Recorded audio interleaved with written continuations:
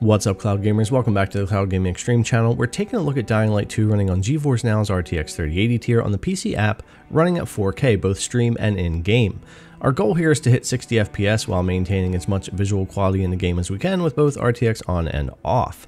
Now we're going to start off the game with no DLSS upscaling, just straight 4K on the resolution, and we're going to have all the graphics completely maxed out, which you'll see here, and this is going to give us kind of our baseline of where we're going to start and see how the game runs with everything that way, and I really wouldn't expect it to do very well, but we'll get into it anyway. And you can see here everything is maxed out with the DirectX 12 Ultimate ray tracing here and everything cranked up as high as it will go. I do always keep motion blur off anytime I'm testing or playing, but everything else is turned on and maxed out here. So we'll get into the gameplay and start off with that as our baseline, and we'll go from there and work on some settings that can get us some different results. So as we get in here, we'll be 24 FPS.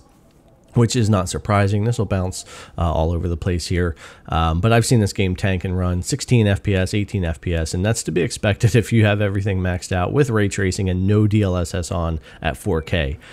The hardware is not and never really is intended to run a game like this that way. That's why we have things like DLSS to help us run ray tracing in 4K, because those are very demanding. 4K resolution is still extremely demanding, and so is ray tracing. So even with newer hardware, even if you had a 3090, you could struggle with things in 4K and with ray tracing. So we're going to go through some DLSS modes here and look at the difference and how could we run the game maxed out and get it closer to the 60 FPS. So we're going to use DLSS for that. I'll show you all three modes, and we're going to start off with quality, then go to balanced, and then performance. So as we go ahead and change into DLSS quality, we'll immediately get a nice jump in our FPS, and we should bounce between 40 and 60 FPS depending.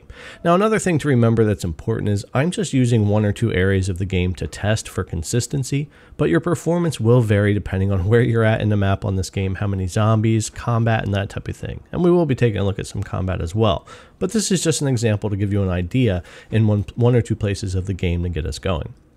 So we'll go in here and we're going to go ahead and change up and go to balance, which is usually my preferred DLSS setting in a lot of games when I'm using it. And we'll get a bump again here. Now we won't hold 60 FPS, but we will get a lot closer. And if your goal was to bounce more between like 45 and 60 FPS, depending on where you're at, and run everything else maxed out, balance would probably get you through with that and you would do all right.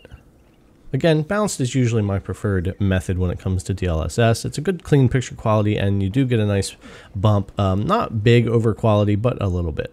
So we'll go in here and change over to performance. And if you're going to play the game completely maxed out settings and not adjust those, and you run 4K resolution and not drop your resolution and get close to 60 FPS, this would be your setting with ray tracing. You would want to run performance DLSS. Even it won't hold 60 FPS solid with the demand of this game, especially in other areas of the map and in combat and that type of thing, as I've talked about, but it will get you a lot closer. And if you're happy with that, I think it would be a good experience. If I were wanting to run this game with ray tracing and maxed out settings, and I didn't want to give on any of that, but I also wanted to get as close to 60 as possible, this is the settings I would run for that.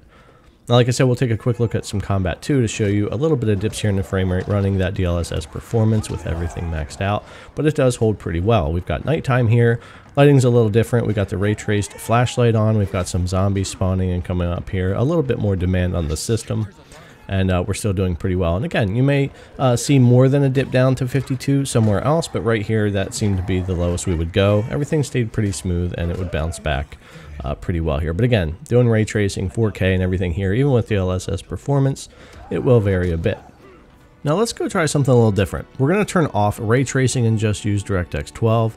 Other than that, everything is maxed out here just with all the RTX off and no upscaling, just 4K on the resolution. And as we get into that, of course, without ray tracing turned on, things do run much better than that 24 to 33 or so FPS we were getting with ray tracing on. So obviously you get a big bump right off the bat just by turning off the RTX, because again, that's very demanding, especially at 4K to run in the game. Now, other than that, we can jump in and make some changes to these settings to help us get closer to 60 as well. And the thing is, you can do a lot with these settings, so this is by far not the definitive, this is what you should do. There's a lot you can adjust in here. I've got anti-aliasing on high. I'm going to change that in a minute. I'm going to turn down some other things. Particle quality is on low. Some of the shadowing I've turned down to low. Ambient occlusion is now on low. and medium on everything else, and I think low on the post-processing.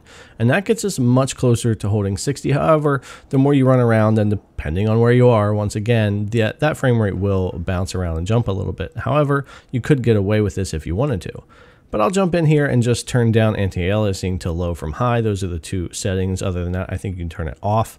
And immediately that will help, because that does use a bit of hardware power, does slow things down. So we turn that off, and it will have an even better time of holding the 60 FPS. And this is just to kind of give you guys a general idea of what it takes if you're running 4K with no DLSS, with no ray tracing, to get closer to that 60. And this is kind of the settings you would have to go with, a combination of low and medium on everything, but maintaining high maxed out on the textures, which helps a bit. It's not really my preferred way to play the game, but it does work. Again, we get into the same combat scene as we were in with RTX and DLSS, and it's very similar performance to what we had there for the frame rate. It's just the difference is we don't have any RTX on and no DLSS on. So to wrap things up, guys, this should have gave you a general idea, a basis, a jumping off point of where to get started with your settings for Dying Light 2 on GeForce Now, and maybe other games as well. That's the beauty of PC gaming and GeForce Now having PC games, is being able to go in and dial in your settings and play with things and get each game looking how you want to and playing the way you want to. 30, 60, 120 FPS.